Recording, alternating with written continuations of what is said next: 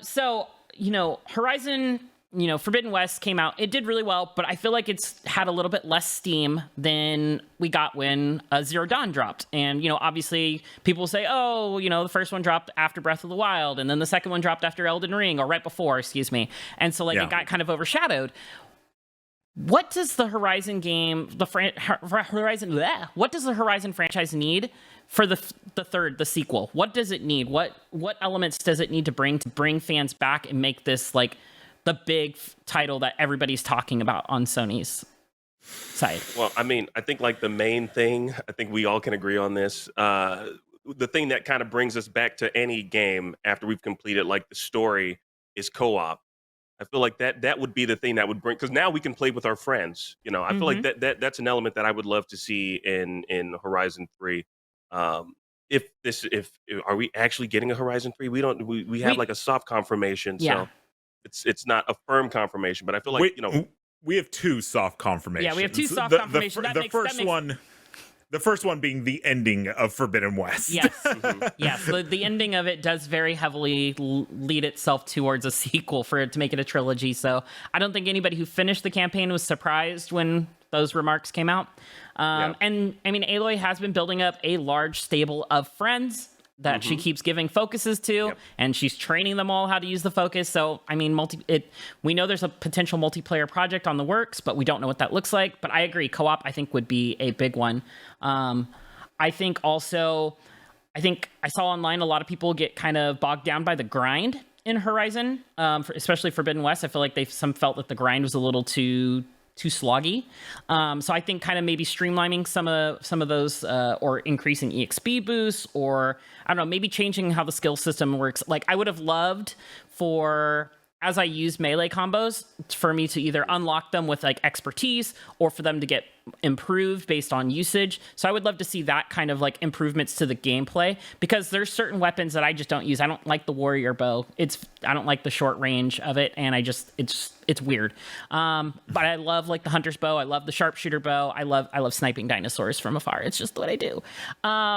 And so that's one of the big improvements for me, is I think I would really like to see some just kind of empowerments to the gameplay system, because the gameplay is great. I love the combat in it, but I think it can still be improved. Just because something is great doesn't mean it can't be improved. So I think that's my big thing that I would like to see. Yeah, I would also say I want to see more expansive underwater combat. I feel like there's not. I mean, when you're diving underwater, it looks so beautiful. I would definitely love to see. Obviously, I'm not thinking that it's going to be as robust or detailed as land combat, but I feel like I would like to do more than just kind of sneaking up and performing attacks. I want hiding in kelp. Yeah, exactly. Yeah, I want to be able to do more. Since they allow you to explore deep underwater, I feel like that's something that we should definitely see more in the third. I mentioned this off air. I'll mention it on air now on the podcast. Weather mechanics. I feel like we see hot blistering heat. We see snow, but there's no real impact that we see on the machines. Maybe the machines that we see them start to frost over or something. If you're flying one of those mechanical birds, maybe their wings are starting to kind of freeze up or something. So we need to land somewhere to kind of heat them up or something, or they're rusting in the heat. So you're talking about you're talking about the machines that you can mount and stuff like that, the sun wings, exactly. And our exactly. Gosh, what are I can't remember the ground ones. I haven't ridden in Horizon. There's 4 of them. Yeah, I haven't ridden one of those in so long. Since I got the sun wing and I can just summon that, I'm why? Yeah. Why would I run when I can fly? Yeah. Why? I think what you were saying about the focus thing, I kind of hoping that's leading to something.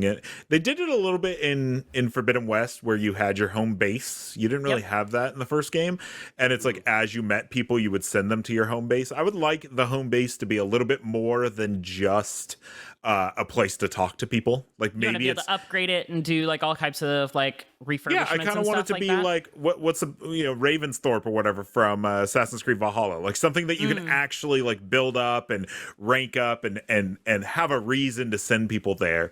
Something else is they they toned up the climbing a lot in Forbidden West compared to the first game. The first game was very, very limited. In this game, it's more free, but I think we should make it You want Breath of the Wild. You want Breath of the Wild. You want Breath of the Wild level of climbing. I want Assassin's Creed level of climbing. Okay. You know, being able to just climb more things.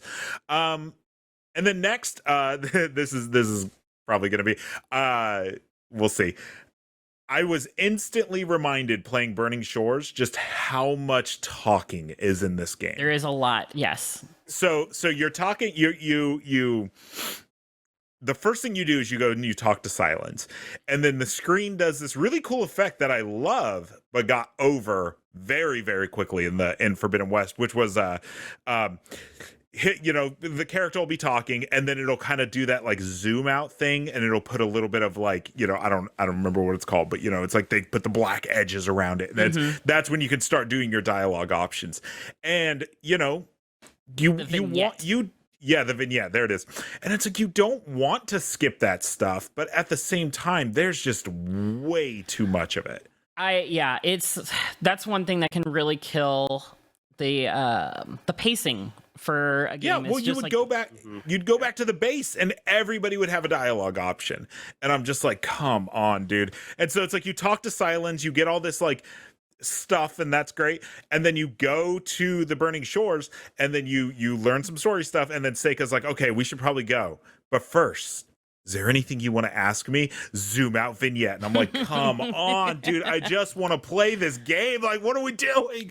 But you can't skip it because it's all important stuff. And I'm like, ugh. I agree. I think if these people have focuses, they can obviously communicate via focus. Let me have these conversations while I'm traversing. Let me fly on a Sunwing and talk to people while I'm getting to my next destination. Let's just kind of like, you know, it's one of those just like, it's one of those just like optional but not optional situations. Yeah. Those dialogues are optional, but are they? Because like there's so much context in them. Right, yeah. It's important. It's all important too. What's so weird, Mark, I felt the same way playing Horizon, but I'm kind of like, what is it about, like I didn't feel that same way when I played God of War and God of War Ragnarok. Like I didn't feel that same way. So I'm kind of curious, like what is it about like certain games that make you want to skip? Like I was like, I don't want to hear all of this. I just kept skipping, and then I got to the option. Shit, I probably should have bleeped that out. Poop. I probably should have listened to what was just said because I don't know what option I should pick.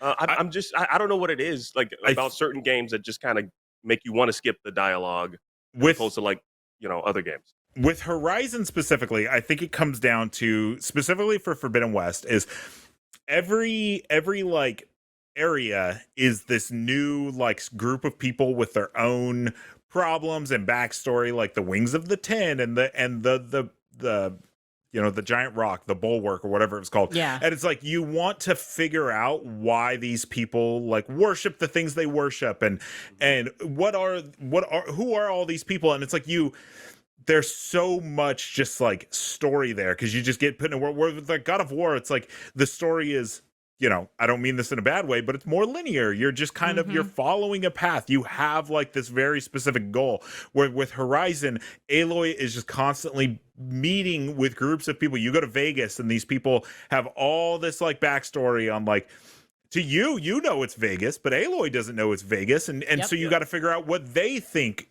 Vegas means and all that stuff, and it's just so like is she just there wondering why people are gambling, like losing their life savings or something? Like she's like, what is roulette? What? I'm gonna just say, guys, the odds seem stacked against you. My focus is saying that you're not gonna win this round. The house my always focus wins. is put it all on black right now. Oh. Yeah, so yeah, I mean, those are just a few things I think that Horizon can improve upon, that we think that Horizon can improve upon in the inevitable sequel. It's been doing well enough. I feel it got a DLC. I feel like they're going to continue the franchise. So yeah.